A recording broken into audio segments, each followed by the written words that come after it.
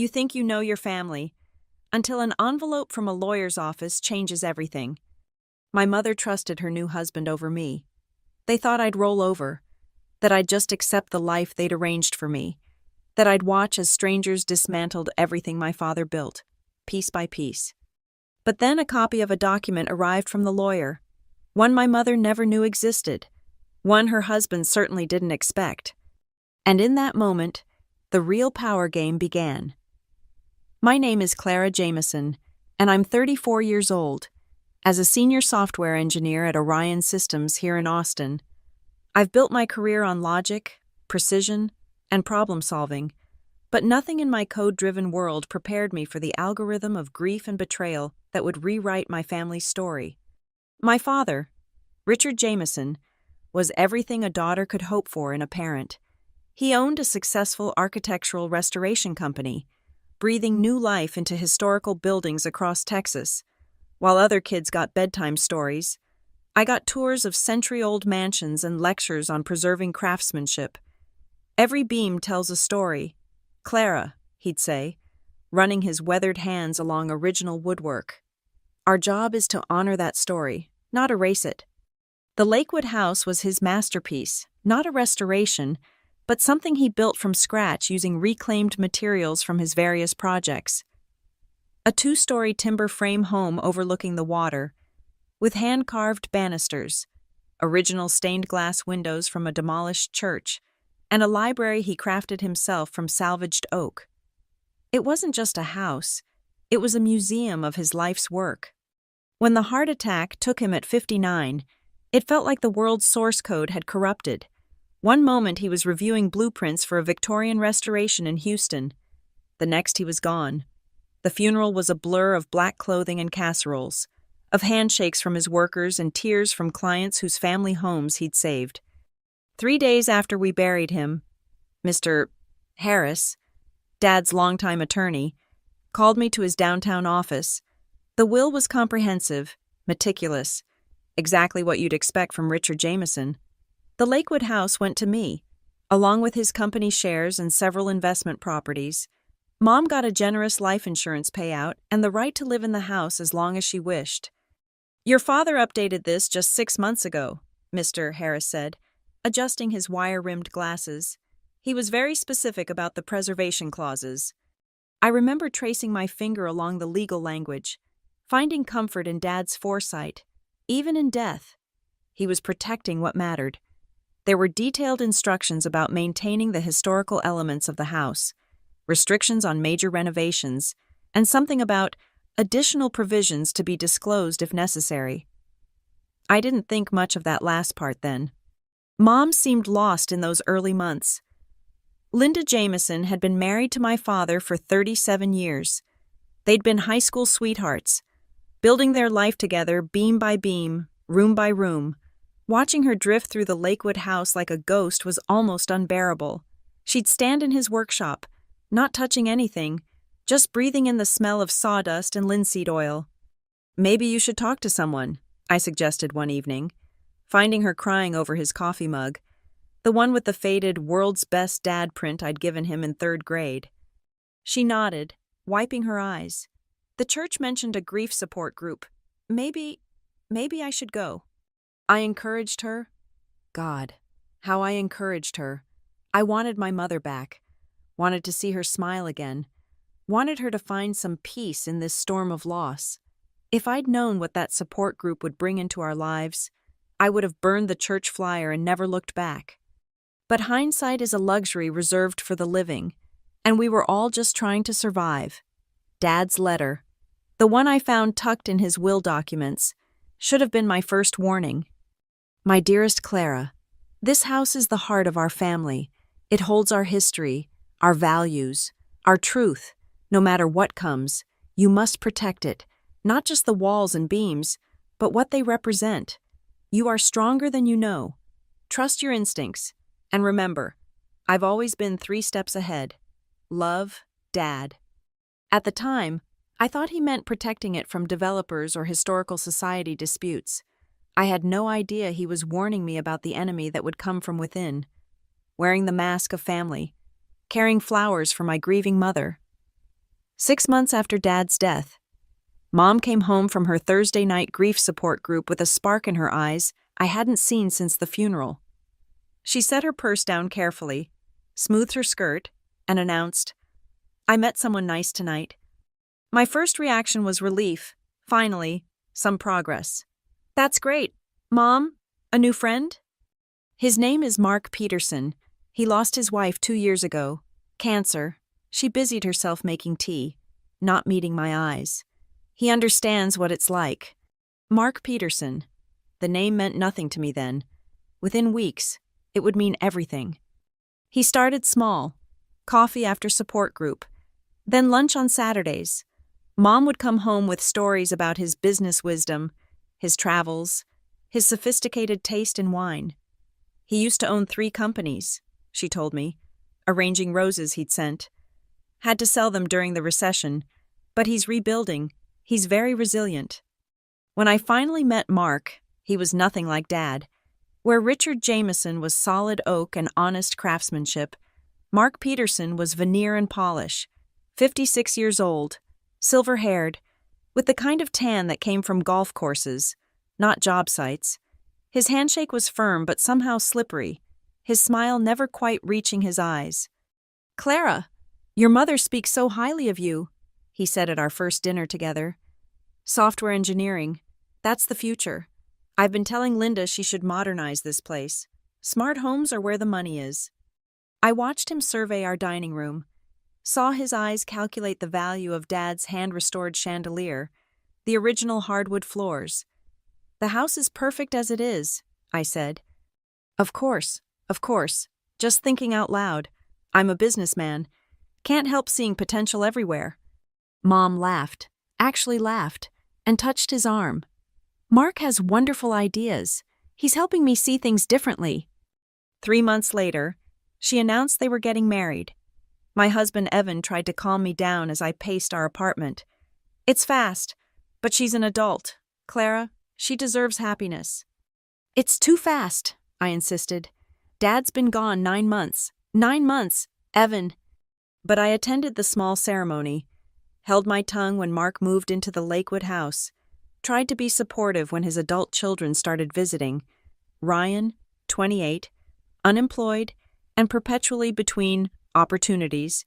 Sophie, 25, a self-proclaimed Instagram influencer with 3,000 followers and delusions of grandeur. The changes started subtle. Mark's modern art pieces appeared on walls that had held Dad's historical photographs. The kitchen got new appliances. More efficient, Mark explained. Though Dad's restored 1950s stove had worked perfectly, Mom started dressing differently, trading her comfortable cardigans for blazers, her familiar perfume for something French and expensive. "You look nice," I told her one Sunday, though the words felt like sand in my mouth.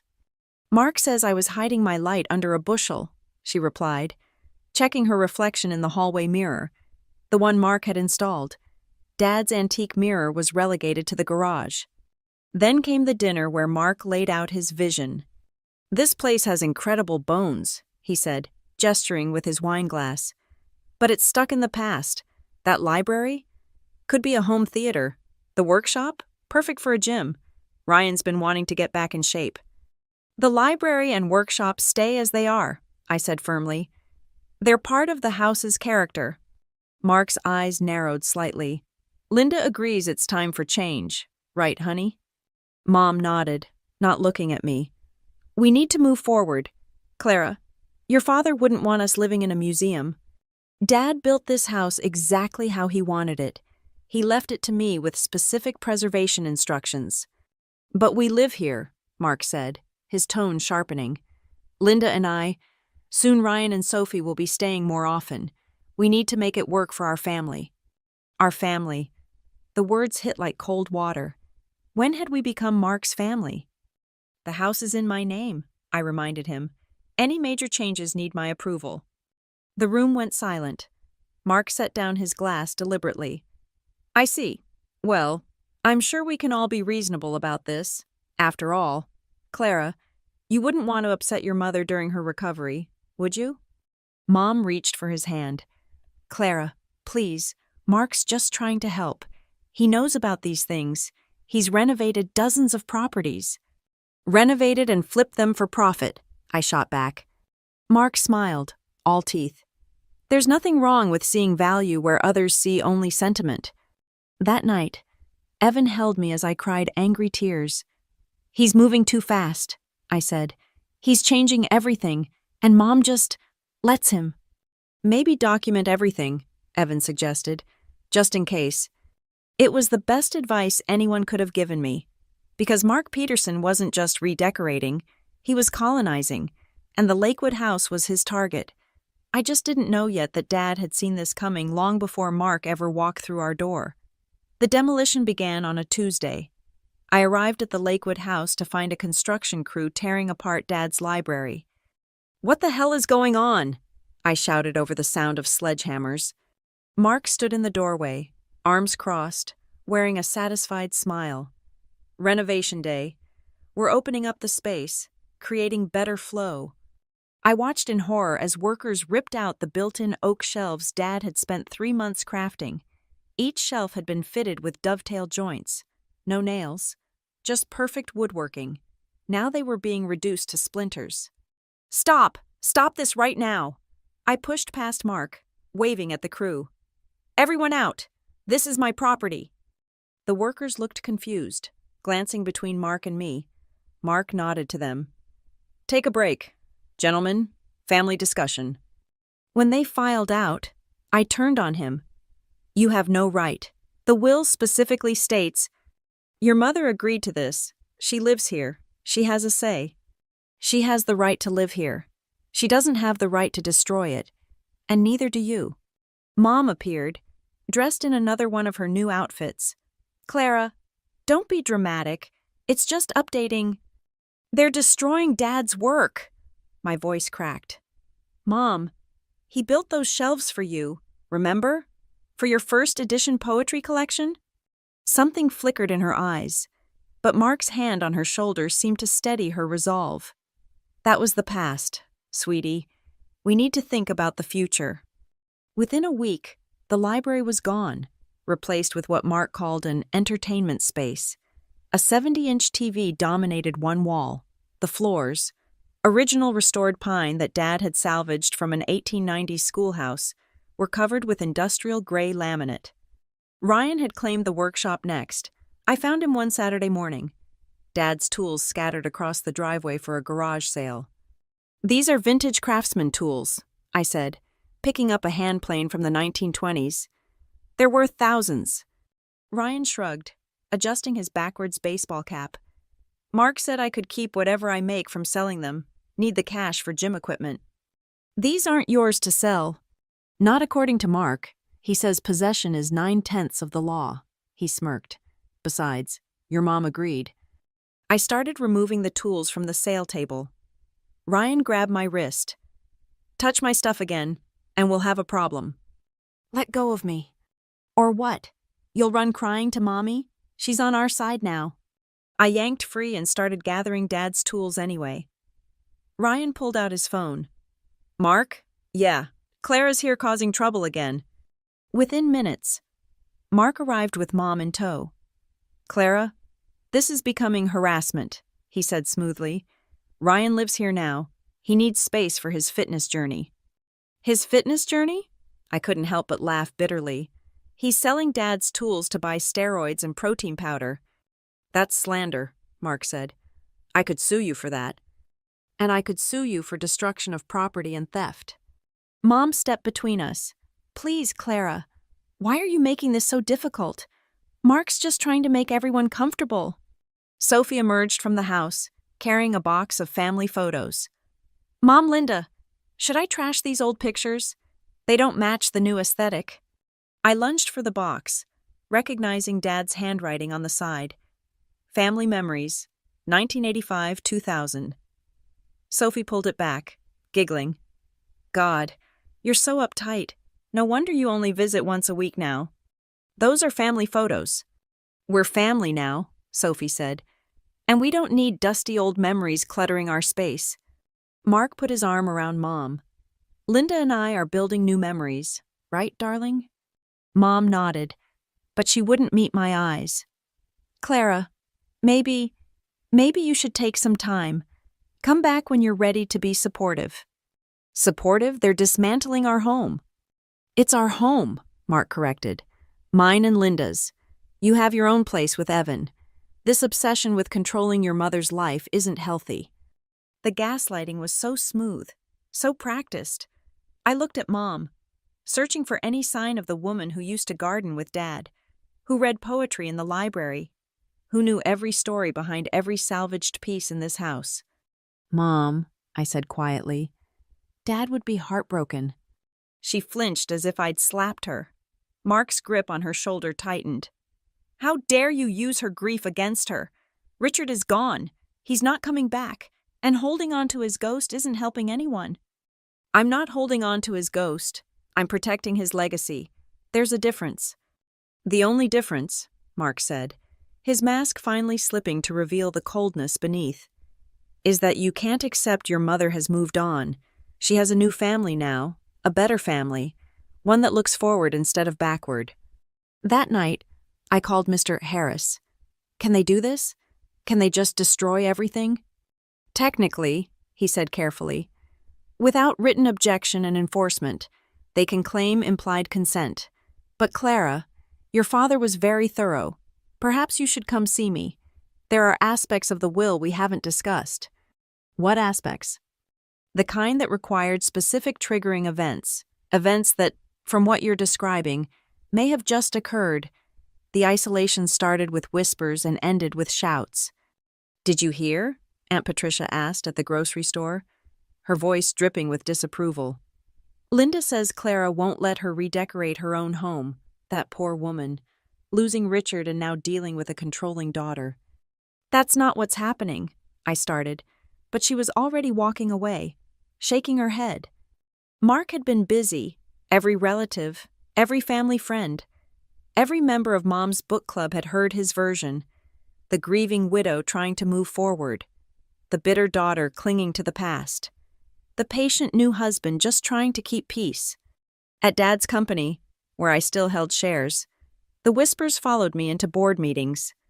Heard you're giving your mother a hard time, said Jim Brennan, Dad's former partner. Mark Peterson's a respected businessman. Maybe you should give him a chance. Respected? He went bankrupt 2 years ago. Did he mention that? Jim frowned. He said that was a strategic restructuring. Besides, he's not after money. He's got his own wealth. The lies were so perfectly crafted, each one containing just enough truth to be believable. Yes, I was fighting the changes. Yes, I was upset. But the context, the destruction, the theft, the systematic erasure of my father, that was conveniently omitted from Mark's narrative. Even Evan's family started questioning me. Maybe you're too close to see it, his mother suggested gently. Sometimes we need to let our parents live their lives. The Sunday dinners at Lakewood became battlegrounds. I'd arrived to find more changes. Dad's photographs replaced with generic abstract art, his handcrafted dining table shoved into the garage, a glass monstrosity in its place. Isn't it modern? Sophie would gush, Instagramming every angle. Mark has such amazing taste. Where's Dad's table? I'd ask. Oh, that old thing? Mark would wave dismissively. It was wobbly, safety hazard. It was solid oak. It could hold a car. Clara's exaggerating again. He'd tell whoever was listening, and someone always was. Mark made sure to have witnesses. She sees sentimental value in every splinter. Mom grew quieter with each visit, retreating into herself. When I tried to talk to her alone, Mark would appear. Everything okay here? Linda, you look tired. Maybe we should cut the visit short. I'm talking to my mother. And upsetting her, from what I can see, he turned to Mom.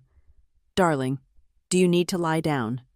She'd nod, grateful for the escape, leaving me standing there like the villain in their carefully orchestrated drama. The church intervention was the worst.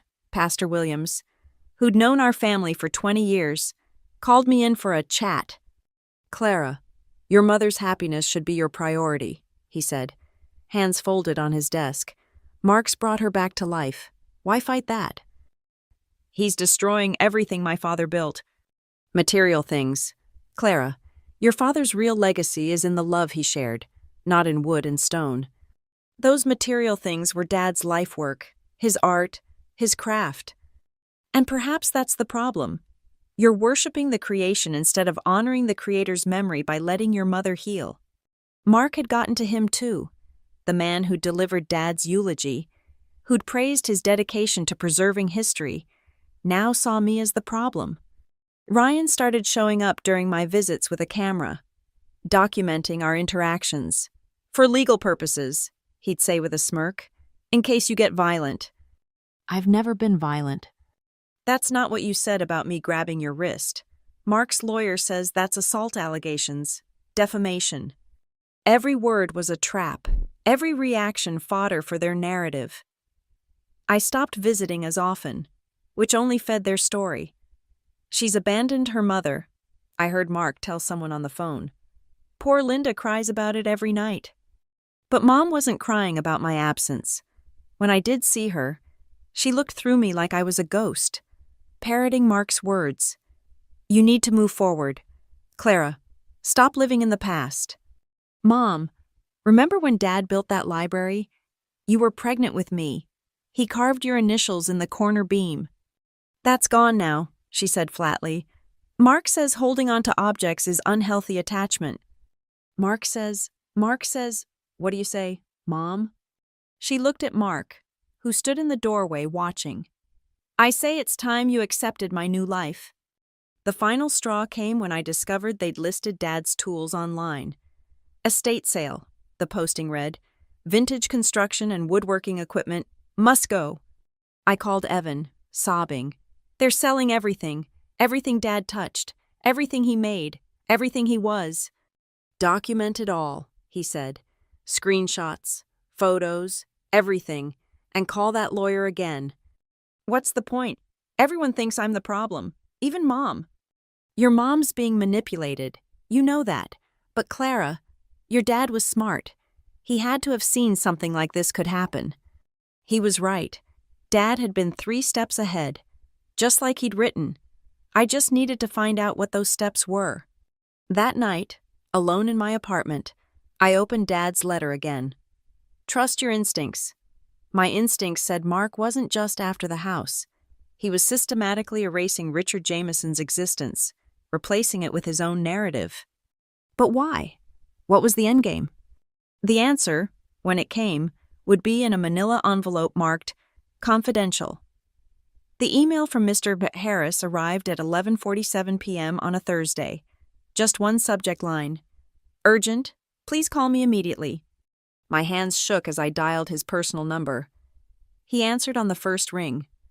Clara, I need you to come to my office tomorrow morning, early, before business hours. Miss Harris, what's... Not over the phone. 7 a.m. Bring your copy of the will. I didn't sleep that night. Evan drove me to the appointment, waiting in the car as I climbed the stairs to Harris & Associates. The usually bustling law office was empty, just Mr. Harris waiting in the conference room with a manila envelope on the table. Sit, he said, pouring coffee from a thermal carafe. What I'm about to show you. Your father made me promise to wait until specific conditions were met. What conditions? He pulled out a checklist. Unauthorized structural changes to the property. Check. Sale or disposal of specified personal items. Check. Attempt to alter ownership or add names to the deed. I heard Mark's been making inquiries. Check. How did you... I've been monitoring the situation. Your father paid me to, in perpetuity. He slid the envelope across the table. This is a copy of the complete will, including the codicil your mother never saw. I opened it with trembling fingers. There, in Dad's precise handwriting, was an addendum dated just 2 months before his death. In the event that any non-blood relative attempts to claim, alter, or damage the Lakewood property without the written consent of my daughter Clara Jameson, the following provisions automatically activate. 1. All residence rights for non-blood relatives are immediately revoked. 2. The property trust converts to sole control under Clara Jameson. 3. All family investment accounts transfer to Clara's exclusive management for. The preservation clause becomes legally binding with financial penalties for violations. I looked up at Mr. Harris. He knew? Your father was concerned about your mother's vulnerability. She'd mentioned the grief support group, talked about how lonely she was. He worried someone might take advantage. But how could he know? Mr. Harris pulled out another document. Richard hired a private investigator. Mark Peterson had done this before, twice, both times to recent widows. Both times he tried to get his name on property deeds. The first woman caught on and kicked him out. The second wasn't so lucky. She lost everything. My stomach turned. Mom doesn't know? Your father didn't want to poison her against finding genuine happiness, but he wanted protection in place. He leaned forward. Clara, there's more. The investigation found that Mark targets women at grief support groups. It's his hunting ground. I thought about Mom, vulnerable and broken. Walking into that group, Mark must have seen her coming a mile away. The wealthy widow with the valuable property and the trusting nature. The house alone is worth $2 million, Mr. Harris continued. The restoration company, the investment properties, the accounts, we're talking about an 8-figure estate. Mark knows exactly what he's doing. What about the damage he's already done?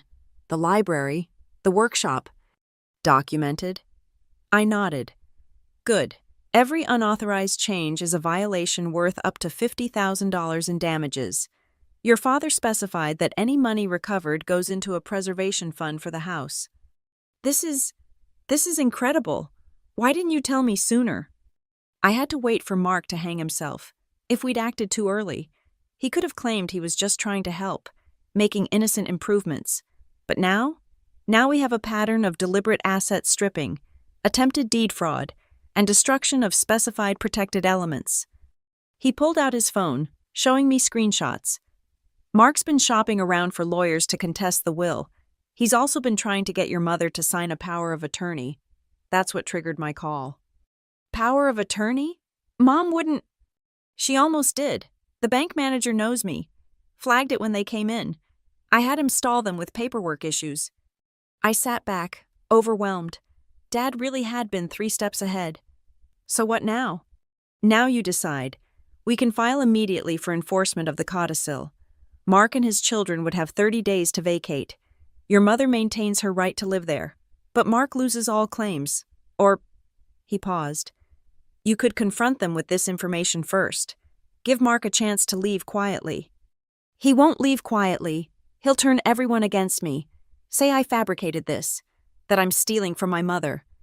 That's why we document everything, every violation, every attempt at fraud, every item sold without authorization.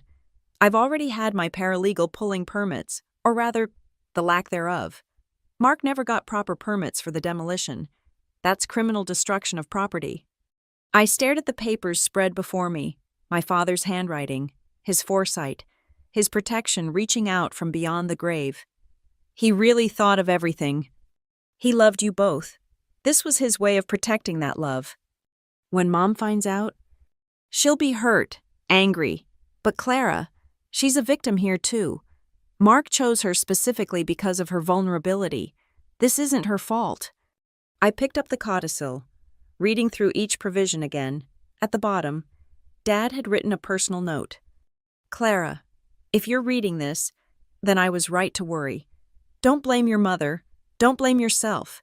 Men like this exist, and they prey on grief. Use these tools to protect our family legacy. The house isn't just property, it's our history. Save it. Save her. I trust you. All my love, Dad. Tears blurred my vision. Even in death, he was still protecting us. I need copies of everything, I said, wiping my eyes. And I want to hire that private investigator. I want to know everything about Mark Peterson before I make my move. Mr. Harris smiled. Already done. The full report will be ready Monday. Clara, your father would be proud. I stood, gathering the documents. Mark wants to erase my father's existence, but Dad made sure that couldn't happen. No, Mr. Harris agreed. Richard Jameson is about to have the last word. I spent the weekend studying every document, memorizing every provision, while Evan helped me photograph the damage to the house. We worked methodically, documenting everything: the destroyed library, the gutted workshop, the sold tools, the trashed family photos Sophie had posted on her Instagram with captions like, "Out with the old," "Hatch fresh start," "New family vibes." But I didn't act immediately. Instead, I watched. I let Mark think he'd won.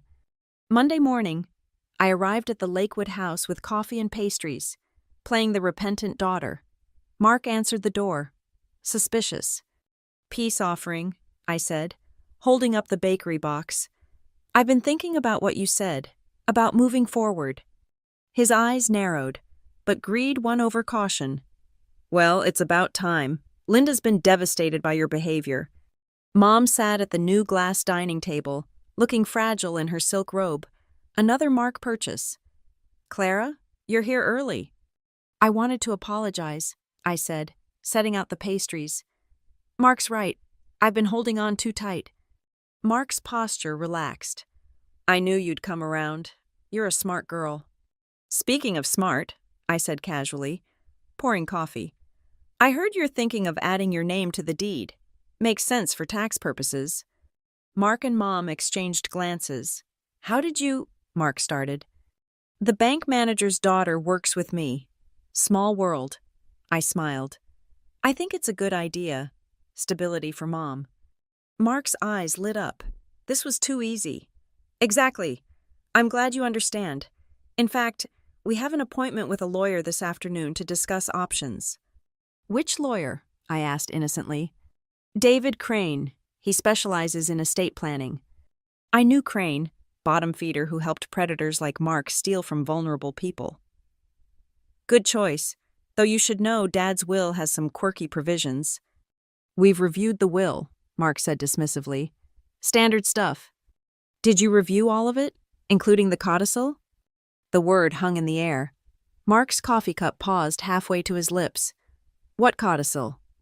"The one that triggers if someone tries to alter the property without my written consent. Dad was paranoid about developers." I pulled out my phone, pretending to check messages. "Probably nothing to worry about." Mark set down his cup carefully. "Linda, did you know about this?" Mom shook her head, confused. "Richard never mentioned—" "He wouldn't have," I said. "He didn't want to worry you, but Mr. Harris has all the documentation." Mark stood abruptly. "I need to make a call."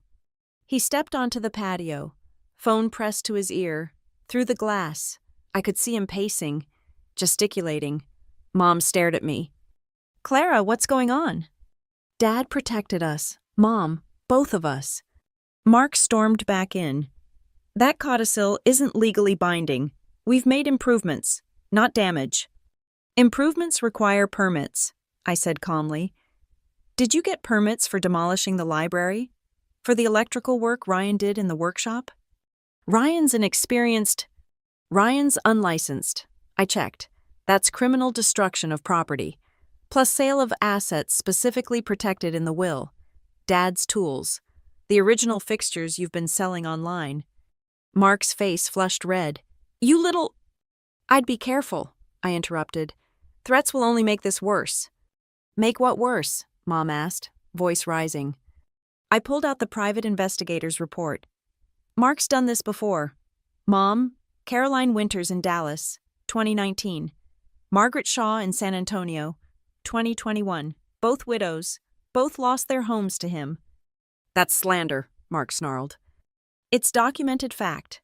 Police reports, court records, complaints to the Better Business Bureau." I turned to Mom. "He targets grief support groups. It's how he finds his victims." Mom's face went white. "That's not— Mark, tell her that's not true." Mark's mask finally shattered completely. "Those women wanted me there. They needed someone strong to help them move forward. By putting your name on their deeds? By selling their deceased husband's belongings?" I pulled up Caroline Winters' Facebook page on my phone. "She lost everything. Mom had to move in with her daughter." "You've poisoned her against me," Mark spat at me. "This was all calculated. The coffee, The apology? Just like your targeting of my mother was calculated? I stood. Here's what's going to happen.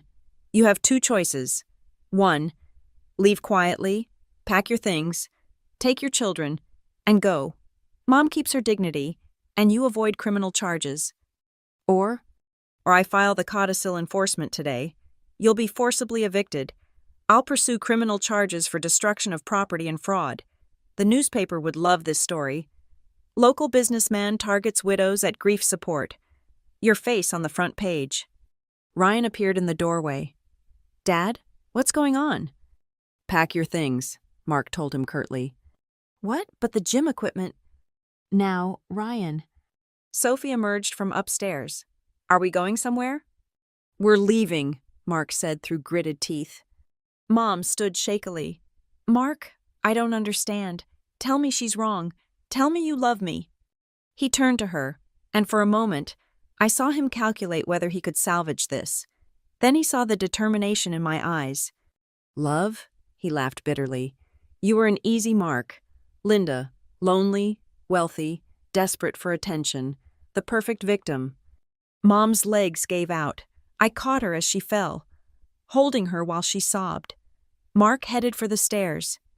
You have 24 hours, I called after him, and you'll return everything you took, every tool, every fixture, every photo. He paused. Or what?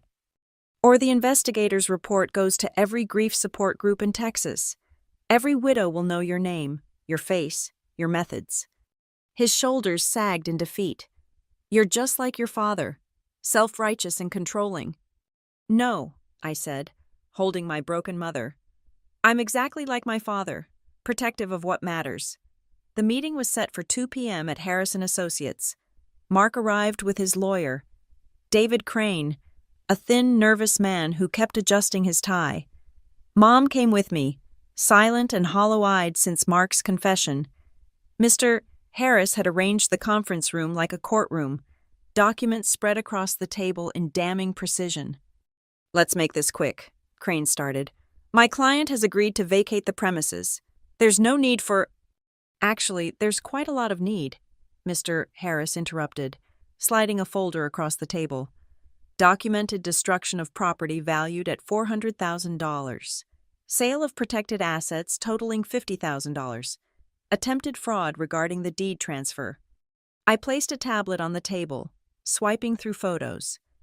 The library before, the library after, Dad's workshop before, after, the original fixtures you sold. I have screenshots of every online listing. Mark's jaw clenched. Those were improvements. Without permits, without written consent from the deed holder. Mr. Harris pulled out another document. This is the codicil to Richard Jameson's will. Please note Section 3, Paragraph B. Crane read it, his face paling. This is very specific. Richard Jameson was a thorough man, Mr. Harris said. He anticipated someone might try to take advantage of his family's grief. This is entrapment, Mark burst out. He set me up.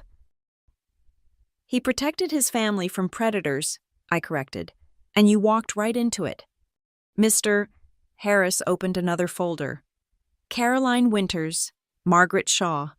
Would you like me to continue? We have sworn affidavits from both women describing your methods: grief support infiltration, rapid courtship, property theft. Those relationships were consensual. The relationships, perhaps, the fraud wasn't. I leaned forward. Here's what you're going to do. You'll leave today, not tomorrow, not next week.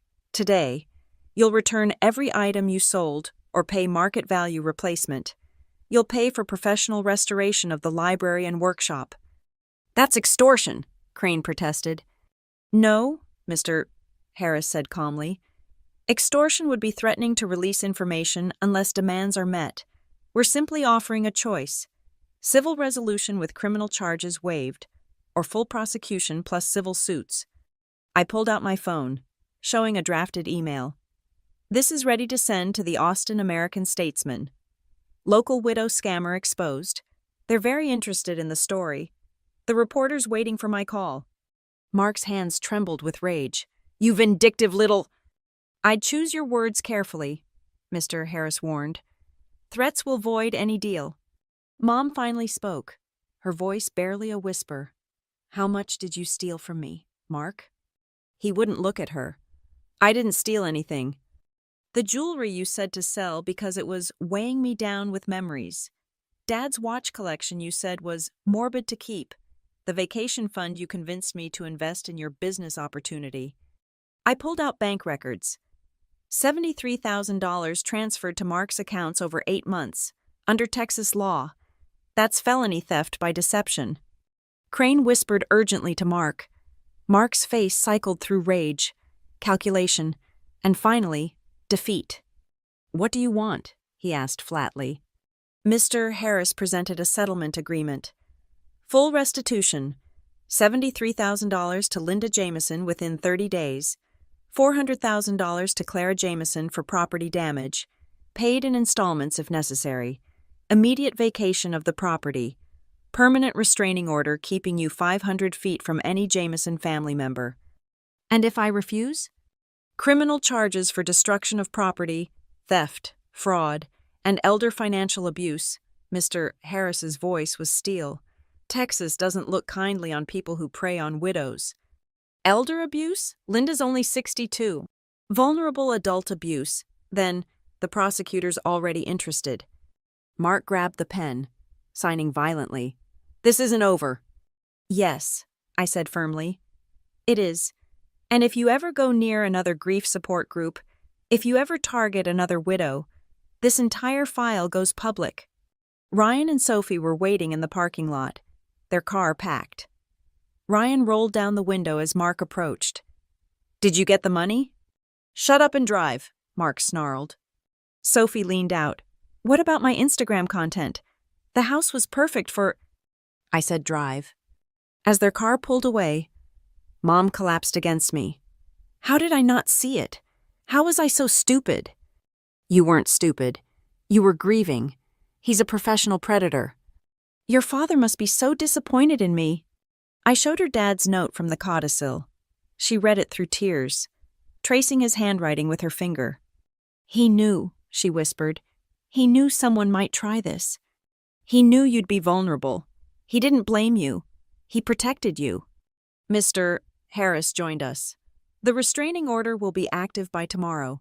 I'll monitor his compliance with the settlement. What if he doesn't pay? Then we file criminal charges immediately. He handed Mom a card. This is a therapist who specializes in recovery from emotional manipulation. Your husband arranged for the fees to be covered. Mom looked stunned. Richard arranged that too? He loved you very much, Mrs. Jameson. Every provision was about protecting you, not punishing you. That night, Mom and I stood in the destroyed library. The beautiful oak shelves were gone, the walls scarred, the floor ruined. Can it be fixed? She asked quietly. Dad kept detailed blueprints of everything he built, every measurement, every joint, every finish. I pulled out my phone, showing her photos. I documented it all before Mark destroyed it. We can rebuild it exactly as it was. With what money? Mark took everything. The restitution will cover materials, and Dad's old crew already volunteered their labor. Jim Brennan called, said they owe it to Dad's memory. Mom walked to the corner where her poetry collection once lived.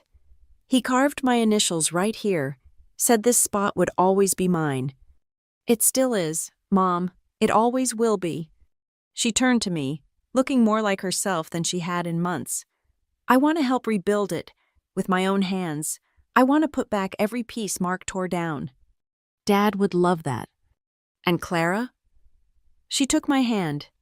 Thank you for not giving up on me, even when I gave up on myself. That's what family does, I said. We protect each other. The evacuation happened exactly 7 days after the settlement meeting. I arrived at the Lakewood house at 8 a.m. with Mr. Harris, a locksmith, Officer Davies from the local police, and a court-appointed witness. Everything had to be documented. Official, ironclad. Mark stood in the driveway beside a rented moving truck, his face twisted with barely contained fury. Ryan was hauling boxes, shooting daggers at me with every trip. Sophie sat in their car, live streaming the injustice to her followers, calling me the evil stepdaughter who destroyed our family. "You have 1 hour remaining," Officer Davies informed Mark. "After that, you're trespassing." "This is harassment," Mark spat. "We're leaving." "Just ensuring compliance with the restraining order," Mr. Harris said calmly, checking his watch. Mom stayed inside, unable to watch. I found her in Dad's office, the one room Mark hadn't touched, probably because it held nothing of obvious value, just blueprints and building permits and boxes of receipts. "Almost over," I told her. She nodded, clutching Dad's coffee mug. "I found something," she said quietly, opening a drawer. Mark didn't know about this. Inside was Dad's journal, the one where he sketched his restoration ideas. The last entry was dated a week before his death. "Linda seems lonely. Mentioned joining a grief support group at church. Good idea? Worried about vultures? Must protect my girls. Harris has the papers. Clara will know what to do." "He was already sick," Mom whispered. "His heart. He knew he didn't have long." At 9 a.m. sharp, Mark threw the last bag into the truck. He walked toward me, stopping just outside the restraining order distance. "You think you've won," he said quietly, so only I could hear. "But I know people like you, control freaks. You'll die alone in that museum, surrounded by dead memories." "Maybe," I replied, "but I'll die knowing I protected my family. Can you say the same?" His face contorted. For a moment, I thought he might lunge at me. Restraining order be damned. Then Sophie honked the horn impatiently. "This isn't over," he hissed. "Yes, it is. And if you ever contact us again, ever come near my mother, ever target another widow, I'll destroy you. That's not a threat. It's a promise." He turned and walked to the truck. As they drove away, Sophie's middle finger extended from the passenger window, classy to the end. The locksmith immediately went to work, changing every lock. Mom and I walked through the house, cataloging what remained. The damage was extensive but not irreparable. "Look," Mom said, pointing to the kitchen. "He missed this." Above the door frame, barely visible, were the pencil marks tracking my height over the years. Clara, age 5. Clara, 7 years old. Clara, 10, double digits. All in Dad's handwriting. "We can rebuild around these," she said. "Keep what matters, fix what's broken." 3 months later, the library was restored. Jim Brennan and Dad's old crew worked weekends, refusing payment beyond materials. They'd found some of the original wood from the demolished shelves in a salvage yard where Ryan had sold it. Every piece that could be saved was integrated back. Mom spent her days helping, learning to use Dad's tools. Her hands covered in sawdust and stain. The therapy was helping too. She'd joined a different support group, this one specifically for victims of emotional manipulation. "I was so stupid," she said one evening, as we installed the last shelf. "You were human," I corrected, "and you were hurting. Your father knew. He protected me even from beyond the grave. He protected both of us." The settlement money came through in installments. Mark managed 2 payments before trying to skip town. Mr. Harris had anticipated this, placing liens on his assets. The court garnished his accounts, forcing compliance. The last I heard, Mark had moved to Florida, targeting retirement communities. I sent warnings to every grief support group and widows organization in the state. Sophie's Instagram shifted to fitness influencing. Ryan got arrested for steroid possession. The family that prayed together had frayed together.